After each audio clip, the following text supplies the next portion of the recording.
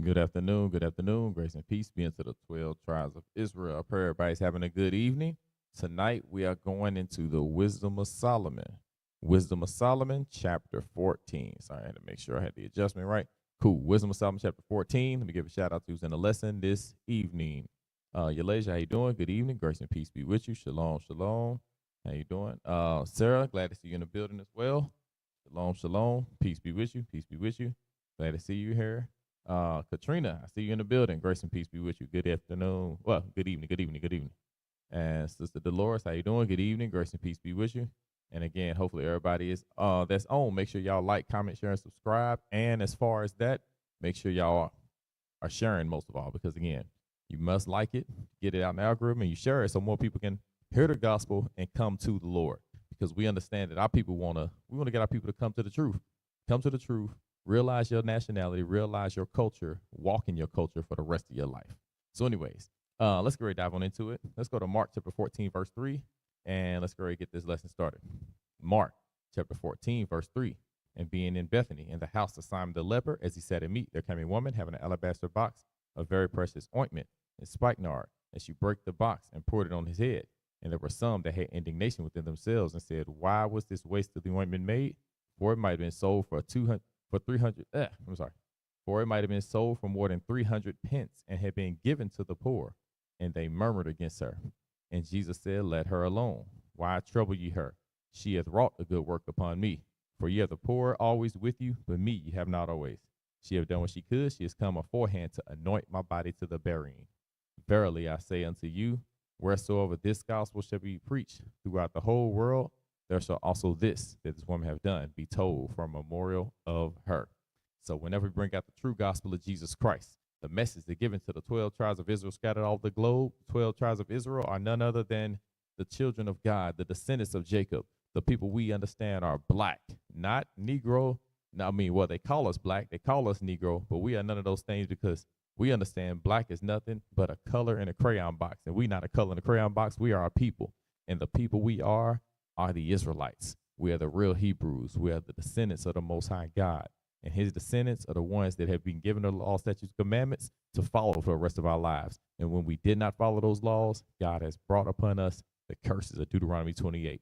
We are those people who are suffering the affliction because we refuse to keep these commandments. And now it's time for us to return. And now we tell our people to return to God with all their heart, all our soul, and all our might.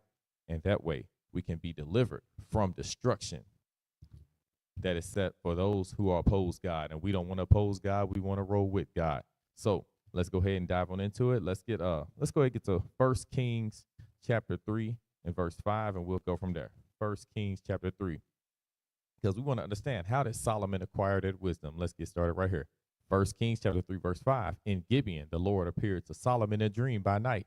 And God said, ask what I shall give thee. So he's like, hey, Solomon, my faithful servant, son of David, what do you want? What would you like for me to give you? Verse 9, 1 Kings 3 and 9. Give therefore thy servant an understanding heart to judge thy people, that I may discern between good and bad.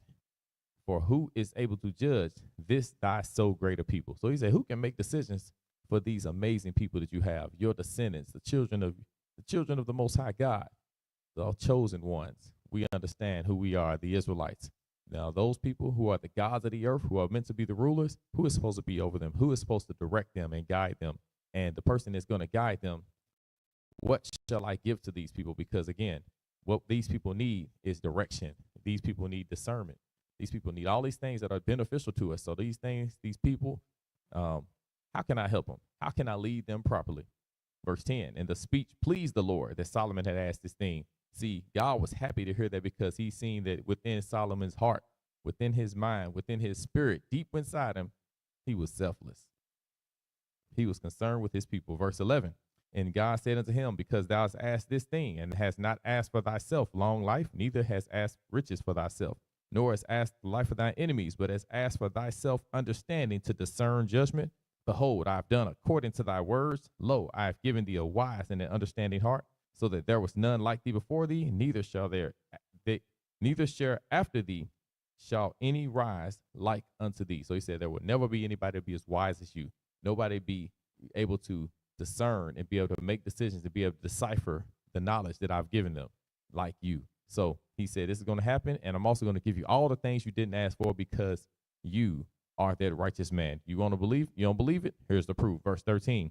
And I've also given thee that which thou hast not asked, both riches and honor, so that there shall not be any among the kings like unto thee all thy days. So he said, I'm going to give you all the things that you didn't ask for because you was looking out for others. See, we understand when you have this spirit, the Lord is very pleased. How do we know? Matthew chapter 6, verse 33. But seek ye first the kingdom of God and his righteousness, and all these things shall be added unto you. Solomon sought wisdom, and he got all the things that he did not ask for added unto him, because God said, if you are looking for what's pleasing to me first, if you're looking to do the right thing, then I'm going to make sure you have everything in abundance that you desire, not just need, but that you desire, because you have sought me first. All praise to the Most High God for understanding that we have a Lord that rules over us, that is that righteous, that is like, man, you want to be good, you want to do the right thing, I'm going to take care of you. Yeah! So all praise to the Father. Let's go ahead and dive on into it. Wisdom of Solomon, chapter 14, verse 1. Wisdom of Solomon, chapter 14, verse 1. Oh, what's the wrong one? All right. Again, one preparing himself to sail and about to pass through the raging waves, called upon a piece of wood more rotten than the vessel that carrieth him. So now, right now, we're reading about something that says somebody was sailing through raging waves. What could this be? Verse 2. For verily desire of gain devised that, and the workman built it by his skill. But thy providence, O Father, governeth it. For thou hast made a way in the sea and a safe path in the waves. So now we understand someone is sailing in a boat. And he said in this boat he was sailing in was something where there was wood that was not even that strong. There was not even considered something that would be sought out to make furniture with, to be sought out to make anything. But yeah, anything that they would say was worth value, something to build a house with. They're like, nah, I don't want this type of wood. He's talking about the wood that would be refused, but we'll get more into it because he spoke of it earlier in the Wisdom of Solomon. Matter of fact, if anybody knows what type of wood this is, go ahead and answer it in the chat. Let me see if anybody knows what type of wood or what this could be referring to. But you're going to know in a second. Verse 4, showing that thou canst save from all danger, yea, though a man went to sea without art. Nevertheless, thou wouldest not that the works of thy wisdom should be idle, and therefore do men commit their lives to a small piece of wood, and passing the rough sea in a weak vessel are saved. Oh, look, hey, without much, I was going to say evidence, without many clues, Sarah came through. All praise to the Most High. Buckets, all praise to the Most High. Hey, man, I wonder who taught this sister. Hey, man, this sister coming through with the knowledge. I see you. Hey, built, not bought. Built, not bought. Way to get built up, sis. I see you. Nah, I'm just playing. Well, actually, sister did get built up, but all praise to the Most High. Good answer. Gopher wood, and that's what Noah was sailing in. Noah was rescued with that gopher wood that people would deem as something that was not even that special. Verse 6. For in the old time also, when the proud giants perished, the hope of the world, governed by the hand, escaped in a weak vessel and left to all ages a seed of generation. And there you go. That's how you know it's the gopher wood, because he says the giants perished. Now, what does it talk about giants perishing? So just so people can understand, let's see what we're talking about, because he says, how do we know this the gopher wood? How do we know this is talking about Noah? Let's go to Genesis chapter 6, verse 3. And verse 2, I'm sorry.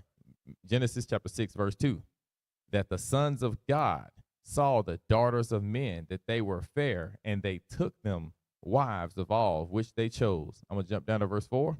There were giants in the earth in those days. And also after that, when the sons of God came into the daughters of men, and they bare children to them, the same became mighty men, which were of old, men of renown. So they were famous men. They were powerful men, men of stature, men of fame, men that were, and he said also very mighty men, meaning they were great. They were skilled in war. They could fight. They were great at battle, right? These were the giants that the scriptures are speaking of. So when we talk about giants, we're not talking about 50, 70, 80 foot tall men roaming the earth, not 400 pound. I said 400, not 400 feet people, 400 foot people. I'm sorry. It's not what he's referring to. He's talking about there were giants in the land. They were famous men. They were special. They were highly esteemed. They were looked at as great. Okay. Let's go to Baruch chapter 6, just in case somebody does not understand what I'm talking about when they go to the giants. Baruch chapter 6, verse, dang, I lost my side. Oh. Baruch chapter 6, verse, I think I'm on 9. Nope, I don't want that one. Dang, sorry, y'all. Lost my spot. It's been a minute since I went here. And I might want 5.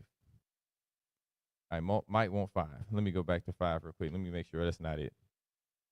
Man, hey, hold on. Nope. All right, bear with me, Israel. I lost the one I want. I thought it was Baruch 6. The people that was worshiping all the other gods. And there was. That's all right. Hey, if anybody finds this one in Baruch 6, it mentions the giants. I can't believe I forgot where it was. I thought it was 6 and 9. Nope. Okay, I'll come back to it. Hey, by the way, I see Brother Dewitt Patton. Grace and peace be with you. Shalom, shalom. Hopefully all is good with you. Hopefully all is good. Nope, I'm about to just go ahead. Oh, shoot, 326. My bad, y'all. It was wrong. It's 326. All right, Baruch chapter 3, verse 26. All right, there were giants famous from the beginning. That's what I wanted. Yeah, so these were talking about the giants. They were men of renown or famous. When you're renowned, you're famous. You seen that as great, as amazing. All right, so there were giants from the beginning that were of so great stature and so expert in war. Those did not the Lord choose, neither gave he the way of knowledge unto them. So they were not given the understanding of the Most High. They weren't given the commandments. They weren't given they wouldn't be able to divide the light from the darkness. They didn't get that ability. The Lord didn't provide that for them. So he said, hey, these people are right here, verse 28. But they were destroyed because they had no wisdom and perished through their own foolishness. So these giants, these famous men, these great warriors, they died just because they were great. Just because everybody looked up to them, thought they was amazing, just because they were great in battle, they died because they lacked wisdom, because the Lord did not impart wisdom unto them.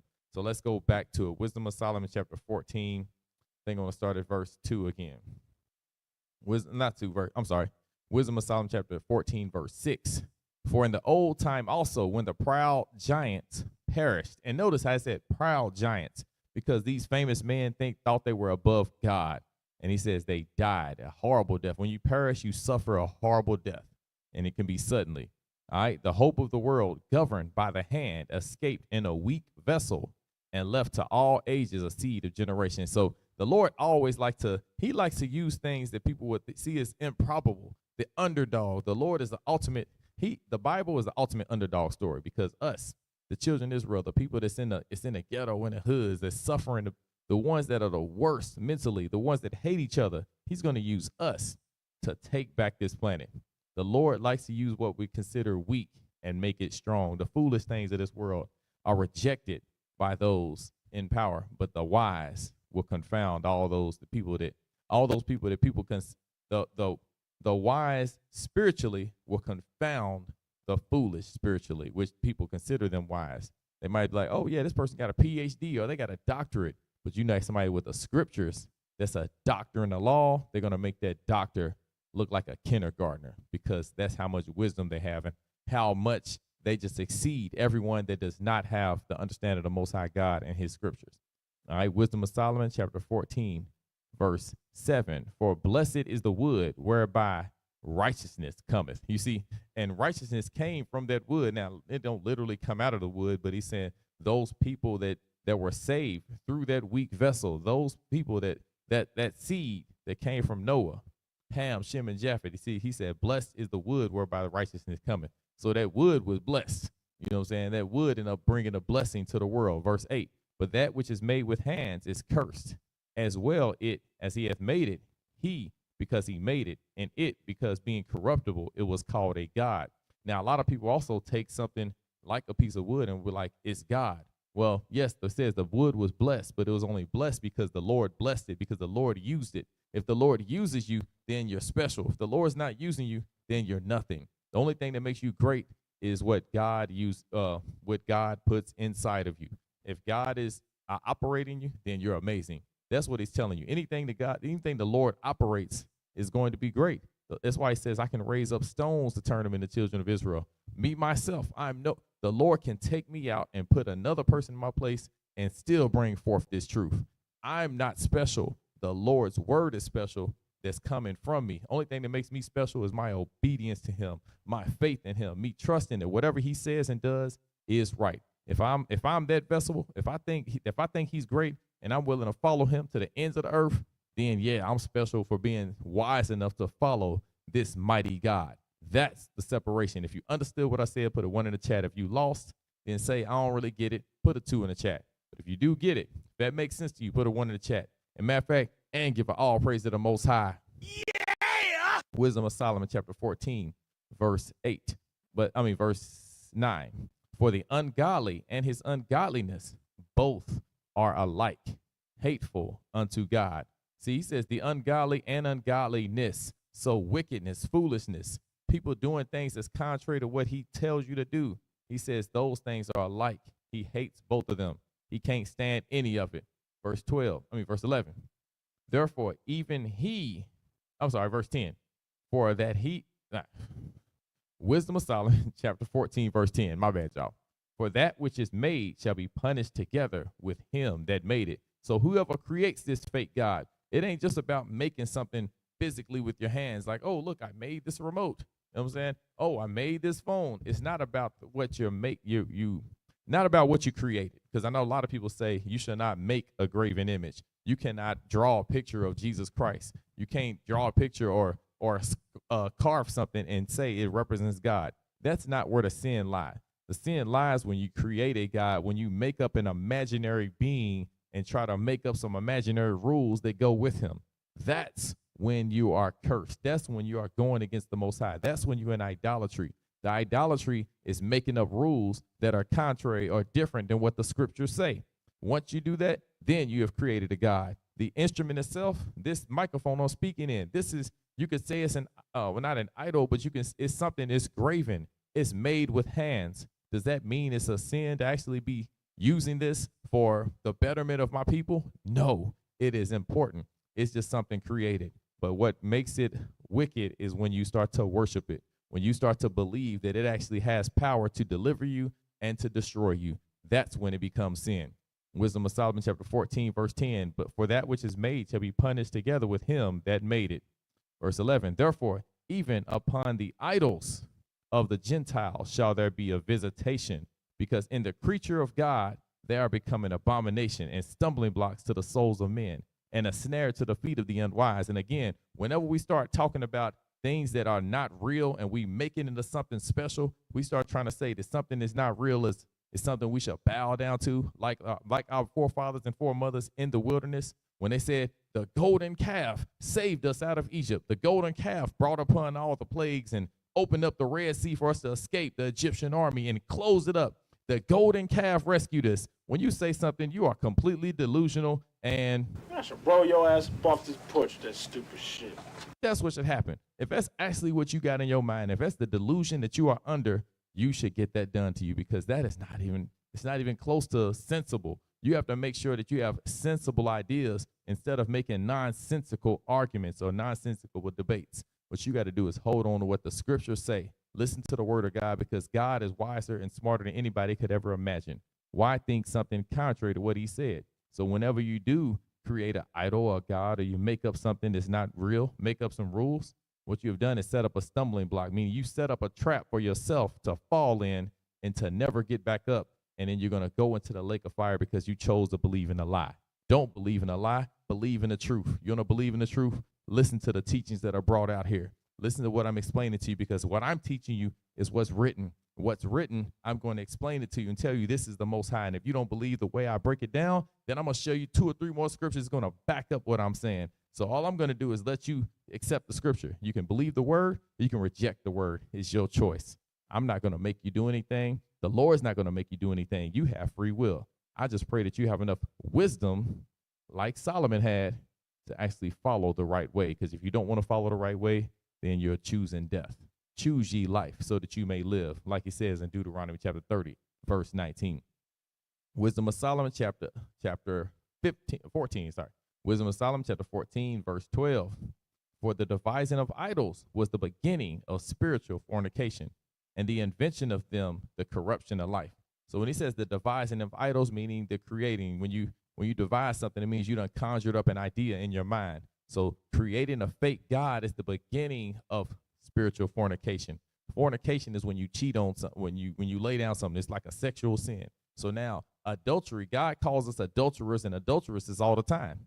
You know why he calls us adulterers and adulteresses? Because we choose to go against him. We choose to lay with another God. Okay, if I have a word and I'm like, hey, Sarah, do X, Y, and Z. And if Sarah does B, T, and R, then guess what she's doing? She is committing adultery on me. She's following a whole nother God because she's not listening to me. I'm the only man she's supposed to be listening to because I am her Lord. I'm her ruler. She's supposed to believe that. Same thing. If I give law or instructions, she better follow those instructions. She chooses not to follow those instructions, she's choosing to follow another God. You follow another God, or you subject to another man's direction, then you are actually laying down with him and committing adultery with him. You don't have to do the physical act. All you got to do is let another man be your ruler. Let him be your leader. If he's your leader, then that's your husband. And if you got a husband already, you can't have a second husband, which means you're in adultery, you're in fornication, and you'll be a whore, as the scripture says. Me, if I start to follow Islam, follow Buddhism, I'm a whore. God says I'm a harlot. I am in the midst of that. He's going to call me a fornicator. He's going to say I'm defiled because I'm choosing to let another God be my leader, to be my husband. And I can't have a second husband. I only got one. I'm espoused to one husband, and that's Jesus the Christ. And no, I am not gay. I'm just expressing that I have one Lord that I follow, and that's Jesus the Christ, the Messiah, the Black Messiah, by the way. Let's continue. Hold on, let me take this comment. Yes, Abdul Patton said, like, people worship fictional things like Star Wars. Yes, Star Wars is another fake God. People got to stop worshiping things that ain't there. And I couldn't believe when I actually heard there's actually a religion of Jedi. Like, people literally do that. You are so off your rocker that you decide to let a created book by man, because people like to say the Bible, well, man wrote the Bible, so they choose not to believe the Bible, but man wrote Star Wars. Man wrote Star Wars books, and then man made Star Wars movies. But all of a sudden now you got a religion of it. It's utterly nuts. That's what it is.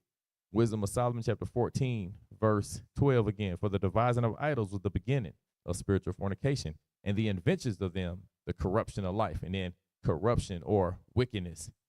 Everything that just warps the truth comes from making up a fake God. Verse 13, for neither were they from the beginning, neither shall they be forever. So he said, hey, those gods weren't here, meaning the only God was here was the Ancient of Days, the one that existed before Jesus Christ was created, and the one that's going to be here forever, for all eternity. These other gods won't be. Verse 14, by the vain glory of men they had entered into the world, and therefore shall they come shortly to an end. So he says the vain glory of men, meaning somebody's pride, somebody thinking they're so special, somebody thinking they're so great, thinking they can create a fake God, thinking they can create a deity that does not exist.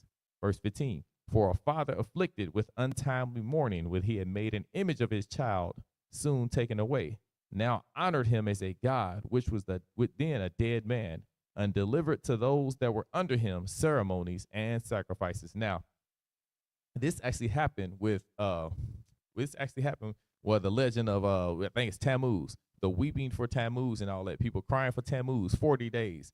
That goes back to the beginning. It goes ancient Babylon. A lot of these things come from ancient Babylon. And then your sun god, and I can't remember exactly which one, so some of y'all might remember, but it had the Father, the Son, the Father, the Mother, and the Son. And that's all, again, fake pagan god worship. It was like the sun god, there's a moon goddess, and then there was the sun, which a lot of times that ends up being Tammuz. And the mother was the goddess of fertility. So it's a whole bunch of just fake made up gods. But this child supposedly died, and they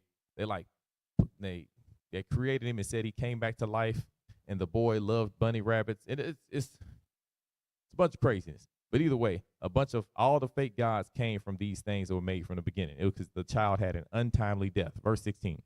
Thus, in process of time, an ungodly custom grown strong was kept as a law, and graven images were worshipped by the commandments of kings. And this is what happened. Over time, then people actually believed that this was a real deity.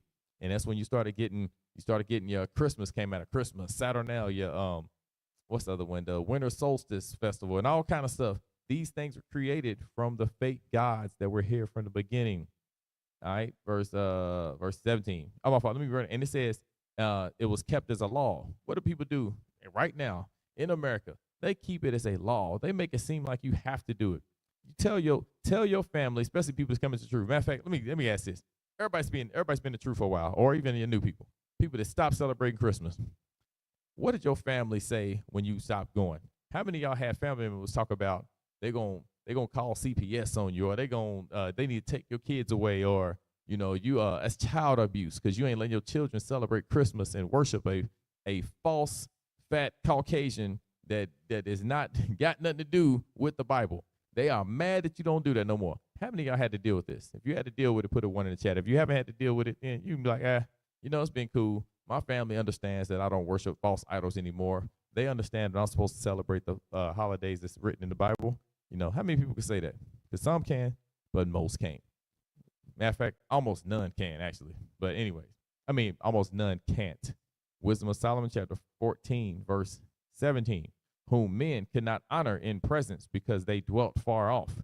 They took the counterfeit of his visage from far and made an express image of a king whom they honored, to the end that by this their forwardness they might flatter him that was absent as if he were present. So now they started worshiping all these other gods.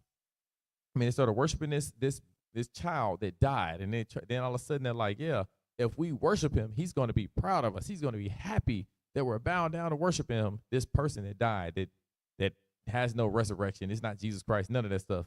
They just think that he's going to be flattered, or he's going to be pleased with what they're doing. Verse 18. Also, the singular diligence of the artificer did help to set forward the ignorant to more superstition. So now he says the diligence of the artificer. So it's the person that actually created this thing and went hard at it. So this person continued to make more and more images, and that he was diligent. So he made more and more images. And when he continued to make those images, he got people to believe more and more in it. Like the more you see it, the more it tends to kind of get burned in your brain. I got a perfect example. Like even think about the American flag. You got American flags everywhere to spread patriotism. That's all it is. You know what I'm saying? They do all of these things. Hold on, let me take this. Hold on. I do it. Pat said I was told that I was following a new religion. Yeah. Hey, when I first came in the truth, I was told I was worshiping the devil. But following the scriptures to a T, I was told I was worshiping the devil by a family member. Let me see. Sister Dolores said, since I don't celebrate Christmas, you don't need any gifts. Yeah. Oh, yeah, they told you don't need any gifts if you don't celebrate Christmas. And it's like, yeah, whatever. And here's the thing. We got more to celebrate. We have 8 days of Feast of Dedication. We have 8 days of the Passover and Unleavened Bread Feast. We have 8 days of Tabernacles. We have 12 new moons. Well, 13 some years, just like we did this year.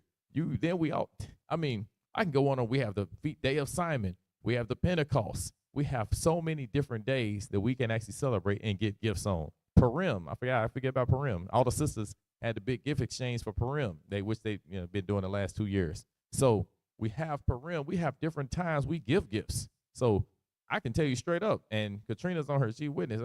Once we came in the truth, she was like, I don't need Christmas no more. Shoot, we got way more to do. We get way more to celebrate, and I get more gifts more often.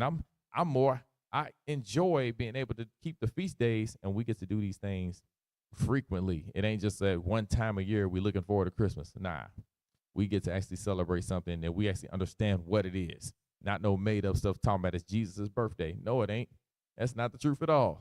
So let's continue on. Wisdom of Solomon, chapter 14, verse 19. For he, peradventure, willing to please one in authority, forced all his skill to make the resemblance of the best fashion. And so the multitude, allured by the grace of the work, took him now for a god, which a little before was but honored as a man. So now he first was like, hey, he's just a man. That's just a person. But that person, over the process of time and all those years, people made all these statues and they had all these festivals for him. People now looked at it as a god. They thought there was something to believe. Is it true? Just like our people, we seen white Jesus for years and years and years, and all of a sudden we like, oh yeah, white Jesus must be the truth. Man, We don't do that here. get that thing up out of here. That ain't true. What did my man White Mike Wazowski say? Put that thing right where put that thing where it came from, or so help me. That's what we gotta tell them. Put that thing back where it came from, or so help me. I'm gonna burn it. I'm gonna do something with it. Get it out my face. This is not what we need around us. We don't want it around us. The truth of the matter is, we only reference and admire and worship the true God of the Scriptures, and we don't read about no long blonde brown hair, brown-eyed Jesus Christ. Nah, he looked like us. Got that thick woolly hair. He ain't got that straight. He ain't got the straight slick back perm like Cat Williams. That's not what Jesus looked like. Jesus Christ looked like us, according to the Bible. We got to stick to what the Scriptures say. Wisdom of Solomon, chapter 14, verse 20. And so the multitude, the Lord by the grace of the work, took him now for a God, which a little before, but honored as a man. And this was an occasion to deceive the world, for men serving either calamity or tyranny did ascribe unto stones and stocks the incommunicable name. So he says, this right here now, this was an opportunity or an occasion. This was their chance to actually trick everybody, to cause all the 12 tribes scattered all over the globe to believe in something that was not real. Cause all the 12 tribes to be dancing around. Look at the cool. Look at the cool. Had to get us confused. Had us get us cooned and confused out. Had to get us thinking something that was true that was not. That's what was done. They had to get us to follow the ways of the heathen, not the ways of our own people, not the ways of our God that rules over us. Nah, they wanted us to believe in a God of their people. And that would be that occasion they used to deceive the world, to trick everybody, to cause us all to follow something that was not real, to believe in a lie. Wisdom of Solomon, chapter 14, verse 22. Moreover, this was not enough for them, that they erred in the knowledge of God. But whereas they lived in a great war of ignorance, those so great plagues called they peace. So while we were ignorant of the truth, while we did not know, think about this. Everything was all cool. Well, I mean, of course, besides being broken, living in the hood or struggling, everything was all good while we didn't know what was right or wrong. We enjoyed celebrating Christmas. We enjoyed going out there for Thanksgiving. You know what I'm saying? Like, yay, yay. They slaughtered all of the Indians, and we out there eating turkey and cranberry sauce that we only ate once a year, dressing and ham hocks or doodlings. You know what I'm saying? Y'all know what I'm talking about, them chitlins, them nasty pig intestines. We was eating all of that stuff happily, ignorant as hell. We was in the great war of ignorance. We erred in the knowledge of God. We had no clue what we were supposed to be doing, how we were supposed to be living our lives. We were lost. We were more clueless than what's her name? Alicia Silverstone. That's what we was her. That's what we might as well called ourselves, because we didn't know what we were supposed to be doing. If you understand what I'm saying, if you was clueless, put a 3 in the chat. Now, if you wasn't clueless and you always knew where you were supposed to be going, put a 5 in the chat and say, hey, I was always in the knowledge. All praise to the Most High. You know what I'm saying? Put it on out there. But more than likely, if you put a 5 in the chat, your ass is lying. But let's read on. Wisdom of Solomon, chapter 14, verse 23. For whilst they slew their children in sacrifices, or used great secret ceremonies, or made revelings of strange rites, they kept neither lives nor marriages any longer undefiled. But either one slew another traitorously or grieved him by adultery. So he said, while we was out here doing all this evil, he says we did, since we were not following the truth, we weren't following the right way, guess what we was doing? We was out here, he said, committing adultery. We had people out here murdering each other. Matter of fact, it's going to go in some more. Because he says they didn't keep their marriages undefiled anymore. So that means that, somebody married, their wife was with their husband, and all of a sudden their wife walked down the street, found another man, and got bust down, and guess what? Straight up defiled. Hey, you know what? Oh, look at this. Hey, now everybody else, see, Jazara gonna come over here and say 5, that she was never in the ignorance. You know what? I can't even say nothing. Lucky little baby. She was born in the truth. So she's fortunate. She 9 now, so she was born and always followed the way. She only remember eating But I can't even say remember. She didn't even eat no pork, no shrimp, no catfish. She been wearing fringes. She been just, pretty much in the truth since she was here. I think she had like 5-6 months of not officially in, but yeah, I was on the way. So Jazar came at a perfect time. Matter of fact, it's probably where never mind, I ain't gonna say nothing. But yeah, Jazar came at a good time. That's the only one I could say, well, one of the few people I could say truthfully was born in this thing. And that's all she knows. All praise to the Most High for that. Yeah! Wisdom of Solomon, chapter 14, verse 25. So that there reigned in all men without exception blood, manslaughter, theft, and dissimulation, corruption, unfaithfulness, tumults, perjury, disquieting of good men, forgetfulness of good turns, defiling of souls, changing of kind, disorder in marriages, adultery, and shameless uncleanness. So he's saying all of these things was happening. I mean, the worst things, the most detestable, abominable acts was going on while these people was worshiping or following the laws of another God that was not real, following a lie. Verse 27, for the worshiping of idols not to be named is the beginning, the cause, and the end of all evil. So everything that is of the devil starts with following something contrary to what the Bible says. If what you're doing and how you're living is not what is written in here,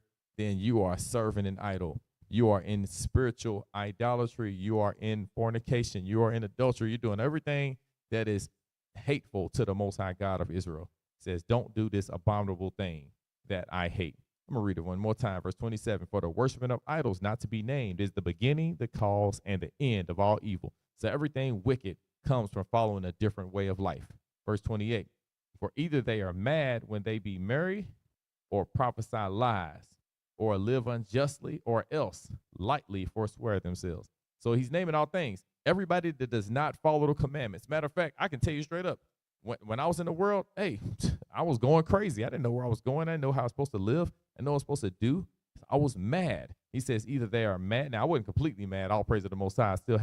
I had some understanding of it to go the right way. I had to find something good.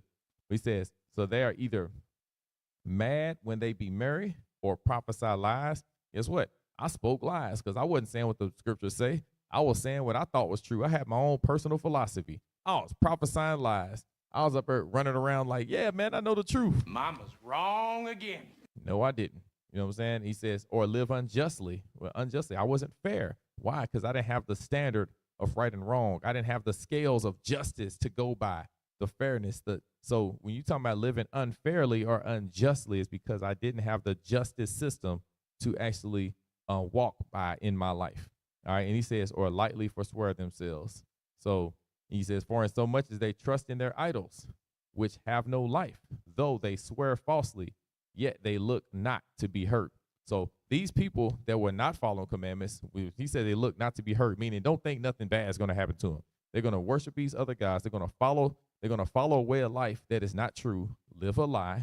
And then he says, at that same time, while they trusting in Caucasian Christ, white Jesus, the one that ain't real, or just a straight up atheist, which really, if you go to church on Sunday and you ain't keeping the laws, especially if you know what you're doing, you know that there's something called children of Israel out here teaching the laws, commandments, and following that way, man, you're an atheist. You can't call yourself a believer in God if you don't follow the way. You don't believe you're Hebrew. You don't believe we have to keep the laws. You're an atheist. You really are. You know what I'm saying? Straight up. He says, and with that happening, he says they swear falsely. They're lying, and he says they look not to be hurt. They don't think nothing's going to happen to them. Verse 30, howbeit, for both causes shall they be justly punished, both because they thought not well of God, giving heed unto idols, and also unjustly swore in deceit, despising holiness. So he says at the same time, these people that's following the lies, that's living a life that ain't even real, that's just living in the upside down for all my Stranger Things fans, believing in something that just believing in unicorns and tooth fairies. Everybody living a life like that just is a complete facade that's in the matrix. All you doing is realizing that you're hating holiness. You can't stand God because you don't like the truth. When you despise the truth, you love lies, you hate God, and you despise everything that's good about the way, which is holiness. Verse 31, for it is not the power of them by whom they swear, but is the just vengeance of sinners that punisheth always the offense of the ungodly. See why he says that? I want y'all to understand when we close out. He says it's the just vengeance of the ungodly, meaning it's a great thing when God destroys the wicked. That's what he says, just vengeance, because it's showing how fair God is. Would you want to live your whole life, striving and battling to actually do the right thing, and then you got people that don't care about following God, they don't care about love, and then they're gonna stand up in heaven next to you, and they hated God their whole life? I wouldn't want them to be nowhere near me. I'd be like, hold on, wait, you made it? Oh shoot, if you here, I'm in hell. It's gotta be hell because you the damn devil. I wouldn't want no. I don't want no wicked person in the same place as me for eternity. No, they're evil. They need to be where the rest of the evil people are. Everybody else that rejected God because they didn't want to go to heaven. Thing is, when people don't keep the laws and they reject true God, they don't want to, be around his godly people. That's because they don't love him. They don't love his community. They don't love his household. They don't want to be around it. So if they don't want to be around it, why should they be in the kingdom of heaven with people that's there? Nah, they need that just vengeance from the Most High. And I say they, any of us that decide to turn our back on God. I pray the Most High Lord, Most High God keeps me in line and make sure I stay on the right path. Like it says in Psalms 119. Matter of fact, let me read that before we get out of here, man. Psalms chapter 119. It's one of our favorite verses, 35. And I went way too far. My bad, y'all. Psalms chapter 119, verse, I think it's 35. Yep. Psalms 119, 35. Make me to go in the path of thy commandments, for therein do I delight. I want the Lord to make me follow him. I don't want him to, don't give me a choice and let me do whatever. Now, make me follow you so that way I can dwell with you forever and ever because I love you and I want to be close to you. So just like I love the Most High God and his son, Jesus Christ, my brothers and sisters on here, love y'all. Y'all have a good evening. Continue to study, read the word. And if you got questions, comments, y'all know what to do. Hit the, put it in the comments or, put it in the comments. Put in the comments and I'll respond on there or somebody else from the congregation. But other than that, y'all enjoy y'all's evening. Grace and peace be unto the 12. Love y'all. Shalom.